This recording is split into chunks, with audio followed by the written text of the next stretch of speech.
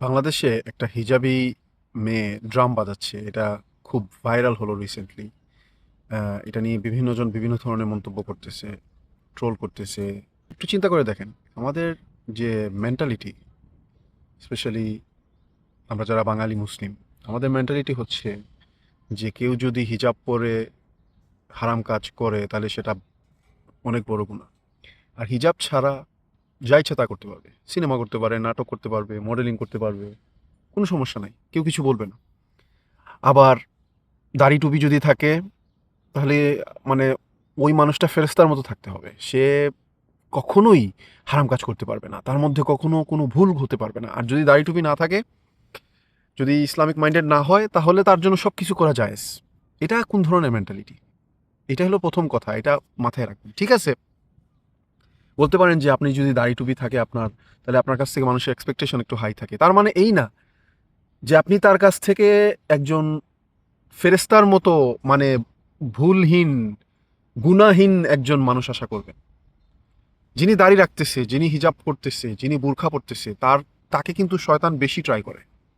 আর যিনি দাড়ি রাখে না, যিনি আহ, সালাত ঠিক মতো পড়ে না, আমি দাড়িটা বলতেছি মনে করি না দাড়িটাই ইসলামের একটা সিম্বল।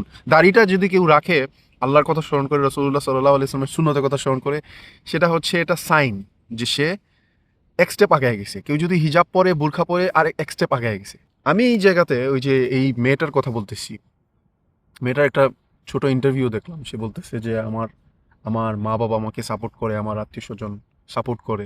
আমি যেটা বলবো সেটা হচ্ছে, মেয়েটাকে আমি দুষবো না, দুষবো না।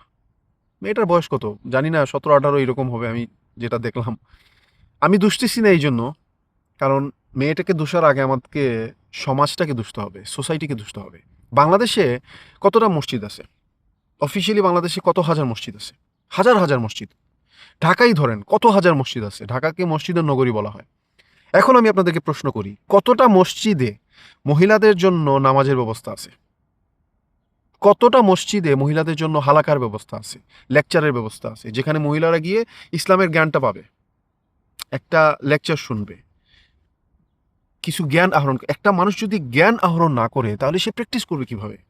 একটা মানুষ যদি খুতবা না শুনে, আল্লাহর কথা না শুনে, আপনি মানে কেমনে আশা করেন যে আসমান থেকে তাদের জন্য আহ, মানে নলেজটা চলে আসবে, আর তারাও ইসলামের নলেজটা পেয়ে যাবে, তারাও তাকওয়াবান হয়ে যাবে, তাদের মধ্যে হেদায়েত আসবে? আমাদের মহিলাদের ক্ষেত্রে আমরা এই ধরনের আশা কিভাবে করতে পারি যদি তাদের জন্য আমরা মসজিদে একটা ভালো ব্যবস্থা না করতে পারি? আমার মনে আছে কয়েক বছর আগে বাংলাদেশে একটা মসজিদের একজন সভাপতি সাহেবকে বলছিলাম যে এত বড় মসজিদ হয়েছে আমাদের, আলহামদুলিল্লাহ, ভালো লাগছে মসজিদটা। এখন মসজিদে যদি মহিলাদের জন্য কোনো হালাকার ব্যবস্থা করা হতো তাহলে ভালো হতো। উনি একটু মুচকি হাসছে আমার দিকে চায়, বুঝছেন, এবং বলতেছে এখন মহিলাদেরকেও মসজিদে নিয়ে আসবা?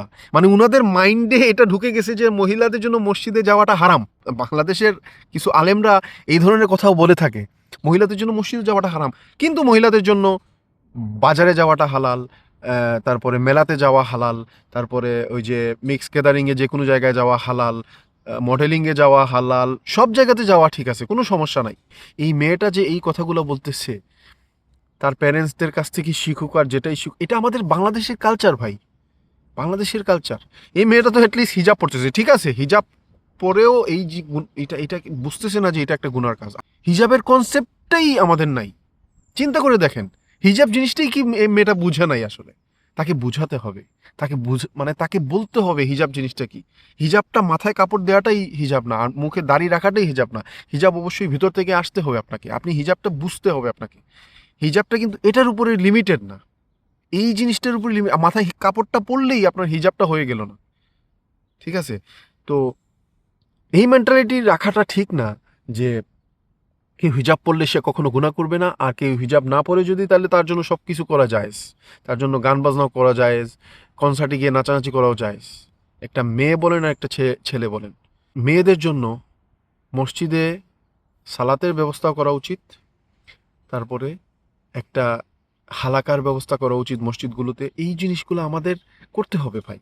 আমাদের যাদের সাথে যাদের কানেকশন আছে, আপনার সাথে যদি একটা মসজিদের সভাপতি অথবা সেক্রেটারিদের যদি কানেকশন থাকে, তাহলে এই জিনিসটা বলেন।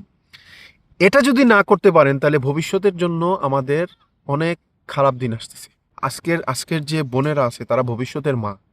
আর মায়েদের কথা কিন্তু সন্তানরা বেশি শোনে। ছেলে হোক আর মেয়ে হোক, মায়েদের সাথে কিন্তু কানেকশনটা বেশি থাকে। আপনি মনে করতেছেন আপনি বাবা, আমি এখন বুঝি, আমি তো এখন বাবা। আমি এটা রিয়ালাইজ করি।